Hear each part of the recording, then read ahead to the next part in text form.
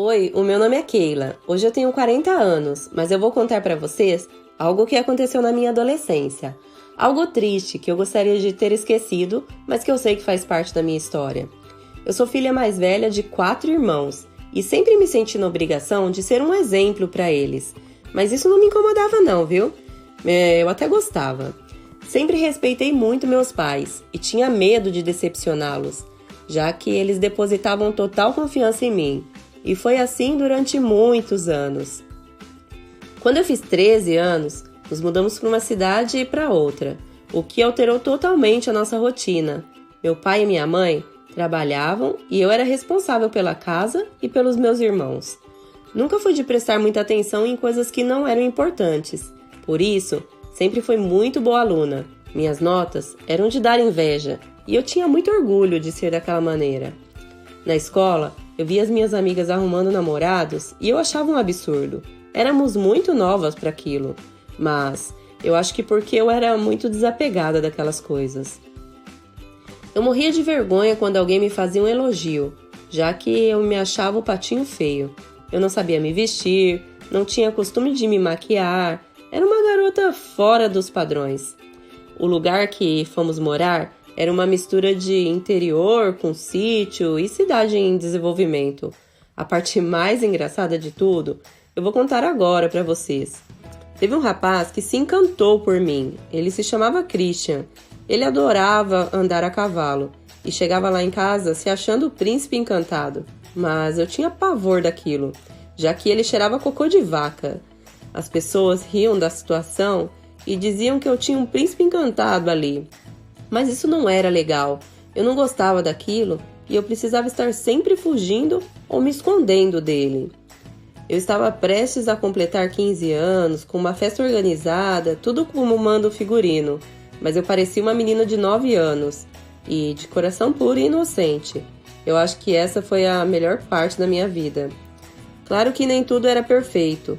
A vida às vezes nos decepciona e tem coisa que é melhor deixar para trás e esquecer. A festa foi linda, era para vir umas 60 pessoas e no final eu acho que tinha umas 150.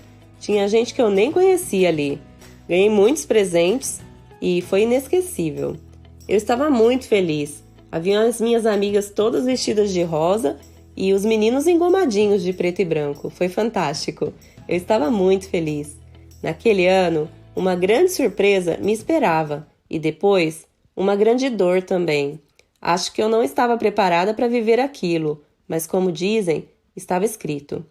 Eu teria que passar. Estava estudando numa escola bem perto de casa e todos os dias, quando eu estava indo ou voltando, um garoto ficava ali sentado em uma mesa de sinuca e me dizia oi. Eu não fazia ideia de quem ele era, mas eu achava ele bonitinho.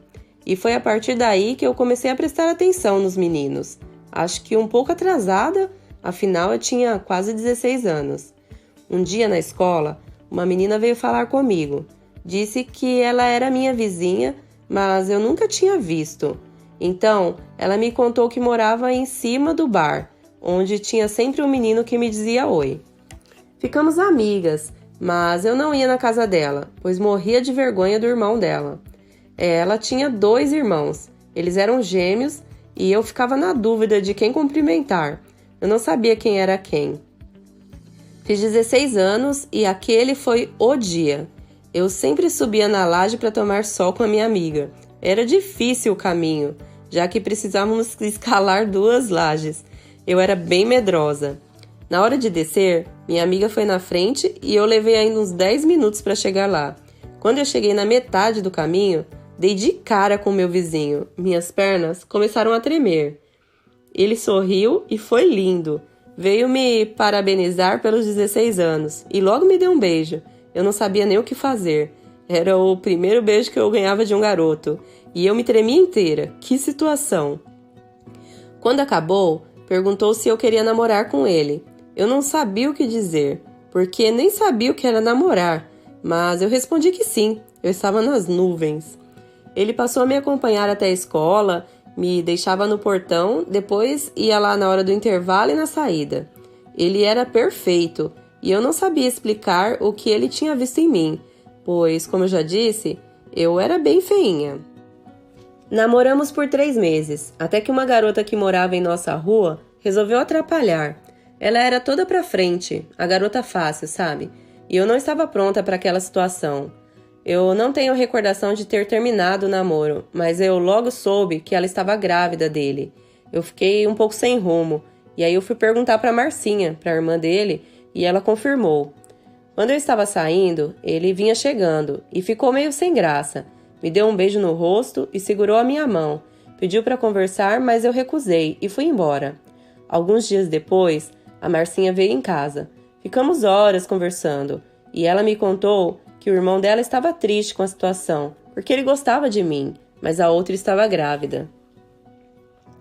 Chorei alguns dias, mas eu precisava me ocupar com outras coisas para esquecer aquela situação. E assim os dias foram passando. Comecei a fazer um curso na parte da manhã e à tarde eu ia para a escola. E à noite, brincava nas ruas com os meus colegas. Eu não queria mais namorar, mas logo eu conheci um vizinho novo. Ele era lindo e todo atencioso. Percebi que a presença dele incomodava o meu ex, mas me fazia muito bem, e eu queria esquecer o Célio. Comecei a ficar com o Michael, e ele era bem mais velho, mas me fazia esquecer a tristeza que o Célio havia deixado. Só que toda vez que eu via a menina passando grávida em minha frente, eu tinha uma recaída, sabe? Eu comecei a namorar sério com o Michael, e meus pais sabiam e autorizavam.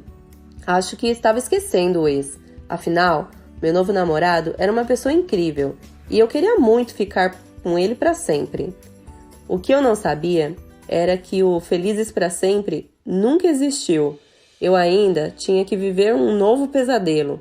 O filho do Célio nasceu. Ele parecia feliz e, de certa forma, eu também estava. Os meses passavam e, numa manhã, eu acordei com uma notícia que me abalou demais. Minha amiga entrou no quarto e ela estava chorando e contou que o Célio havia falecido. Eu não podia acreditar naquilo. Ele era novo demais, tinha acabado de ser pai. Como aquilo podia ter acontecido? Ele tinha sofrido um acidente de trânsito e tinha nos deixado. Aquilo não fazia sentido. Eu poderia viver 1000 anos longe dele, sabendo que ele estava bem e feliz, mas viver sem ele, conviver com a morte dele, era demais para mim. No começo, eu culpei a menina. Achava que ela havia mudado o destino dele, que se ele estivesse comigo, nada daquilo teria acontecido. Levei um tempo para me recuperar. Era a primeira perda que eu tive e doeu demais. Eu perdi o foco de tudo que eu fazia. Aquele ano foi perdido. Eu reprovei na escola, descontava minha dor nas pessoas e eu não aceitava conselho de ninguém. Eu só queria que o tempo voltasse para que eu pudesse impedir a morte dele. Tive muitas outras desilusões depois disso e acho que me serviram de base para eu chegar até aqui, mas a perda do Célio me transformou, me tornou o que sou hoje e tenho certeza que teria sido diferente se ele estivesse vivo. Eu demorei a entender por que precisamos perder as pessoas, por que as mudanças da vida alteram tanto quem somos e também em quem nos tornamos. As lutas da vida nos tornam pessoas mais maduras e perdê-lo me fez crescer. Mas sempre me pergunto por que uma criança cresceu sem o amor de um pai. Eu não tive mais notícia de ninguém, pois logo depois me mudei de lá e nunca mais voltei. Mas agora, falando para vocês, me pergunto se eu ainda devia rever as pessoas, se elas se lembrariam de mim e de quem eu fui. Minha amiga Marcinha, como será que ela está? Mas essa é uma outra história, que eu conto para vocês em uma nova oportunidade. O conselho que fica? Aproveite a vida, pois ela não anuncia quando será o fim.